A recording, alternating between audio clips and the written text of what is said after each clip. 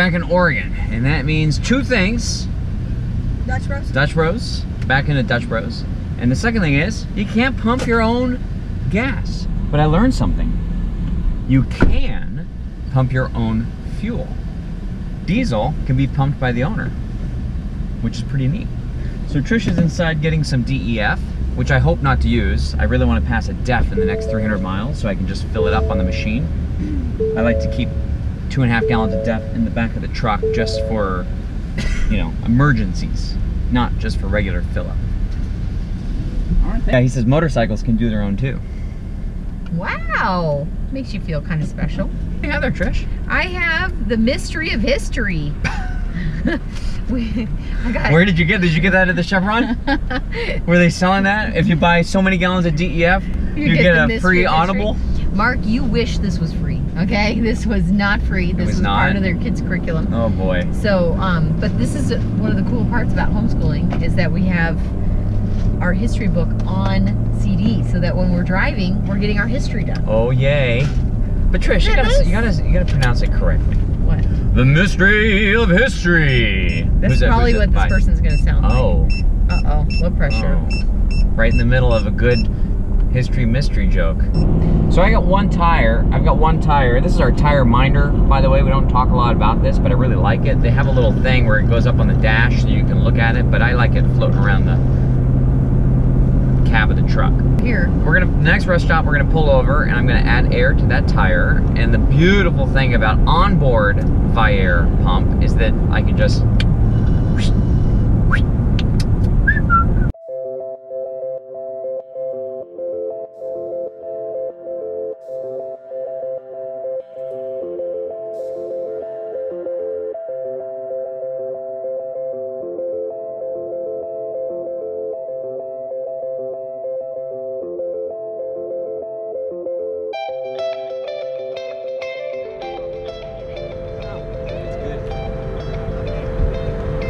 It's kind of funny, I added air, and this gauge right here gave me a good reading, but the tire minder is showing up still low, so I added 5 pounds.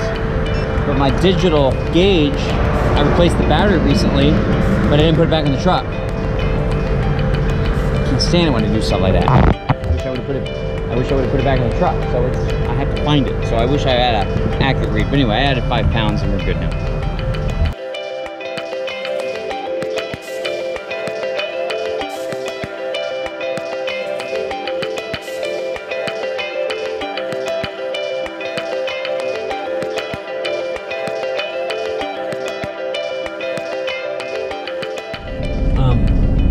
We have 3 hours and 30 minutes to go to Sacramento. And Trish just reminded us that we're not actually in a hurry.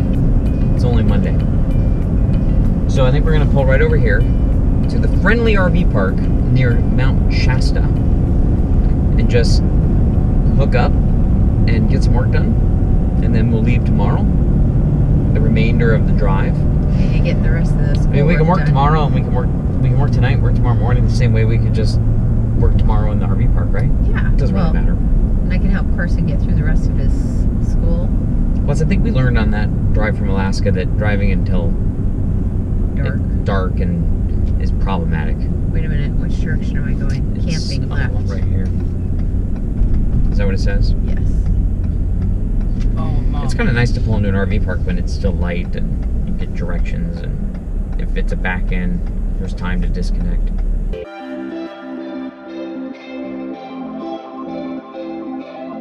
And then how's this for super random information? I got a dent there. Somebody must have hit me. Somebody must have hit me. That's kind of a bummer. But Tracy, everybody loves the Slinky. Tracy got us this as the Stinky Slinky. it smells too. Smell it. She made it smell. It does? Yeah. Yeah. It smells like a childhood playground. I know. Remember the monkey bars? I made that up. Oh, okay. You're like the Canadian that told us to smell the money. Look at these $5 Canadian. Can I see it? That's fancy. And so anyway, they said that they smell like maple syrup.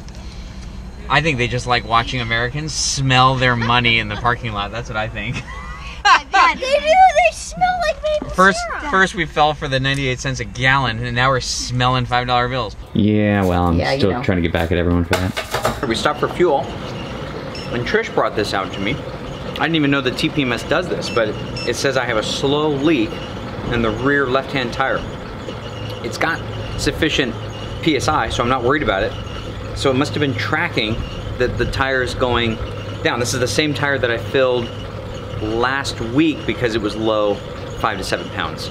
And I thought it was a little peculiar, but I figured maybe it was altitude. I couldn't explain it. So now it's down again, and it says there's a slow leak. I inspected the tire, and it seems fine, but I'm just gonna keep my eye on it. And that's why the PSI versus all the others?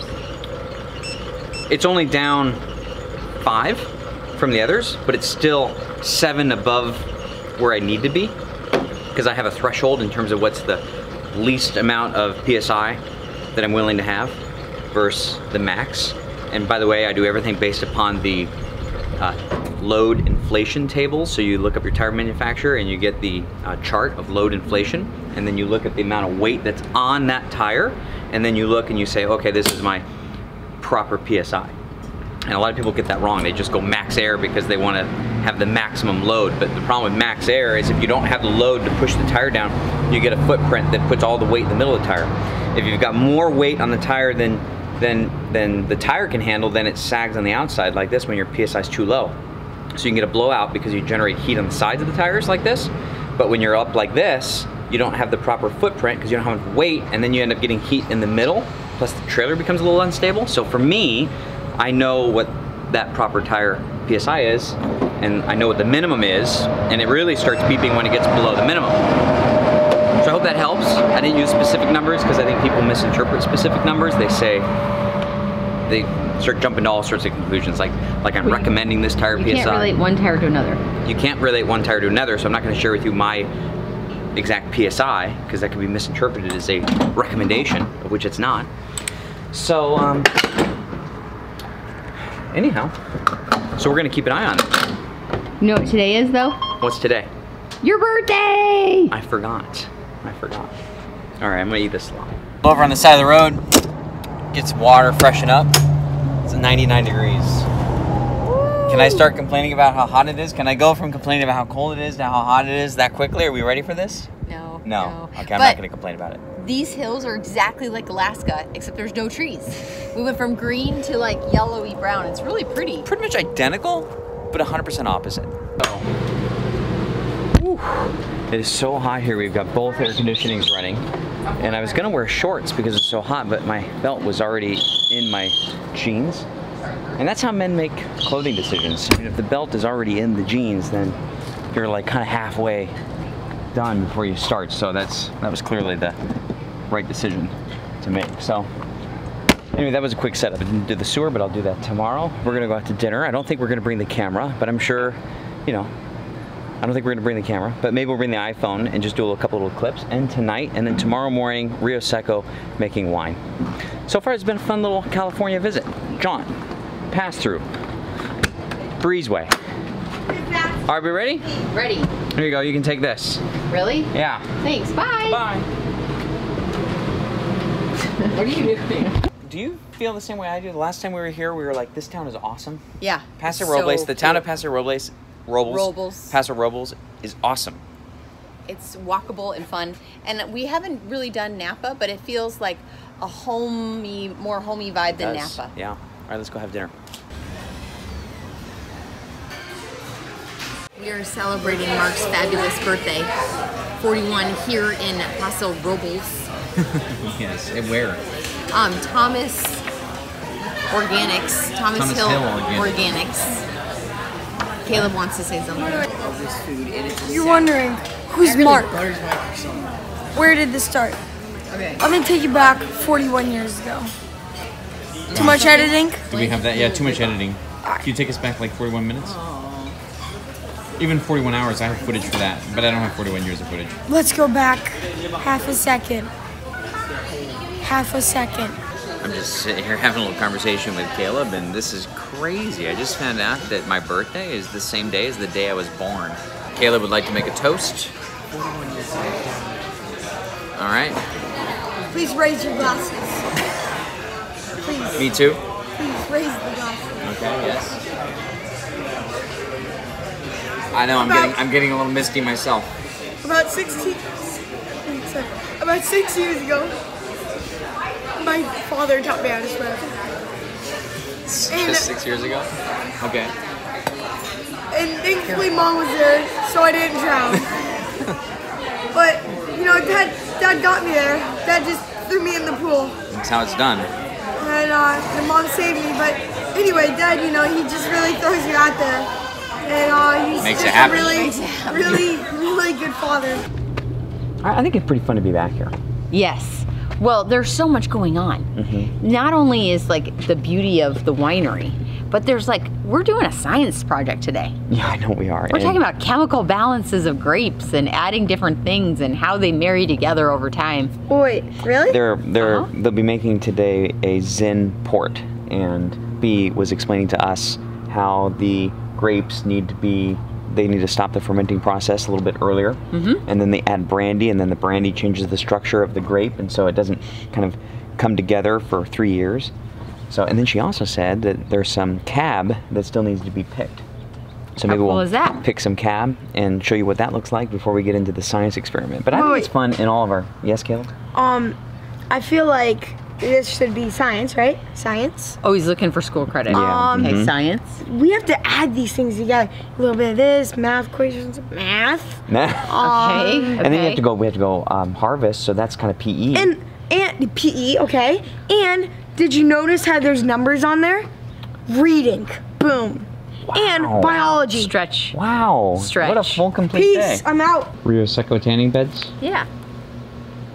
Are you filming right now? Yeah, is this your vitamin E session? I think it's vitamin D. D, yeah. Is this your vitamin D? Yes. Dad, What? how do you forget vitamin D? Because There is no vitamin Because E. the memory is the second thing to go. That's why. What's the first? I can't remember. Okay, we're on the outskirts of Burbank? I don't know. Bakersfield. Yes. Bakersfield. And there's some outlets. And we need to hit the outlets because Carson is now going back into his short sleeves and nothing fits him. It looks like someone washed his clothes and left his clothes in the dryer for about 3 weeks. Yeah.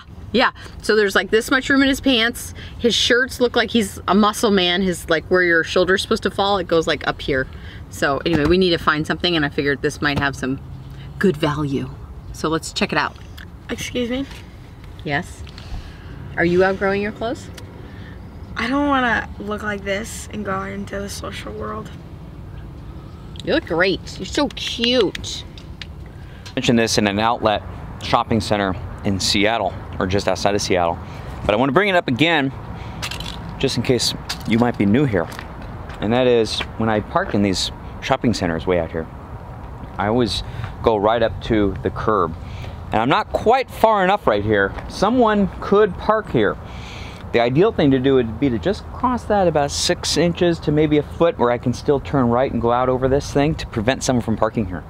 It's amazing that someone would park in front of a 61-foot rig, that they would park right here, but they will. They will, and they have. And then someone else will park right behind me. You think I'd make this stuff up? I'm not. It's incredible. So I think what I've decided I need is 1 or 2, well, we might as well get 2 because they collapse into each other, orange cones, just a little one. Wouldn't be a bad idea to have, maybe if something were to ever happen on the side of the road, you can put those out just to flag, you know, people if you're taking up part of the road. But if I had one of those right now, I'd put an orange cone right there to prevent someone from parking. Look at this. How great would that be for an RV? You'll see why when we went through Bakersfield on our way home, why I think these are gonna be handy. No, we didn't break down. What do you have, hun? Hun. Yeah. Cute. You like that? Yeah, you don't usually call me hun. Oh, well, you're holding chocolate. I made some keto chocolate. Mmm. It's coconut oil and cacao powder, that kind of stuff. It's pretty good. It's not bad. Yeah. You want some? You want to give everyone an update on how our little fast is doing? Oh my gosh, we took a 5-day fast. We used this thing called Prolon, right? Something like that. It was challenging, but wasn't that totally. Mark didn't think so. I thought so. By day 3, I think day 4 was pretty hard. It was 5 days. Mm-hmm. Anyway, we're 3 days off of it. So it's been 1 week today. And I have lost 8 pounds. Wow. I'm eating chocolate. Well, that's not really chocolate. It's not really chocolate. Carson hates shopping.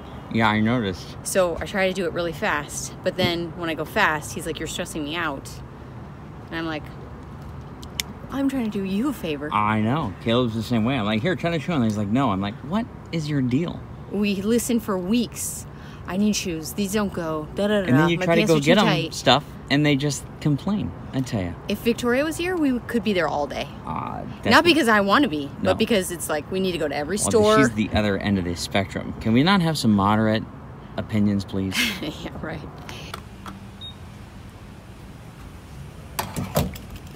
You know, I know there's going to be a lot of people out there that are going to relate to me when it comes to people parking and leaving their car completely unattended for 5 minutes, 10 minutes, 15 minutes, and being on the very end taking up the diesel pump. So today I got a little bit of feel good. Check this out. Look at that. Right there. Trish might be a little embarrassed of my maneuvering, but I am quite proud of my maneuvering. No, I'm not embarrassed. Your maneuvering skills are amazing. I'm embarrassed that you're like, look at how somebody parks, and the gentleman just walked out right in front of you. Maybe he should know. Maybe he should watch this video. Put that down. All right, well, look, he backed out just like I thought he would. Everything's good, and I didn't have to continue to wait. How long do you think we waited, Trish? 5 minutes for him to come out?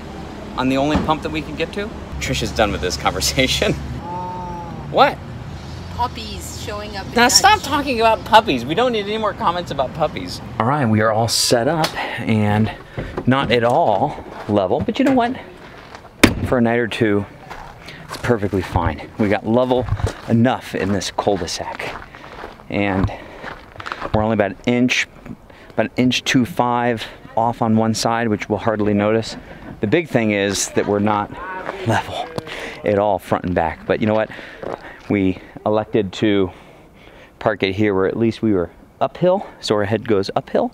It's off about 12 inches, so we'll feel it, but we've slept in worse, I'll tell you that. Anyhow, so we parked right here in this cul-de-sac, and the great and powerful Aunt Nancy's house is up there, and of course the handsome and all funny Bobby. So now we're just gonna have a fun little night and catch up. I grabbed the camera just so we can include you on tonight's festivities and jokes. C'est délicieux. C'est C'est délicieux. C'est Let's break it down by syllables. C'est No? He's telling you to say. Oh, c'est délicieux, which means it's delicious. c'est Before the meal begins, délicieux. C'est délicieux. there may be Pepe Le Pew, c'est délicieux. break down this word and hear it one more time. Okay, let's. Oh Oh, and oh, oh. oh. This is followed by revoir, which in French is see again. Revoir. Au revoir. Altogether, that makes au revoir, Au which is translated as I think they're gonna love us. Au revoir. Au revoir.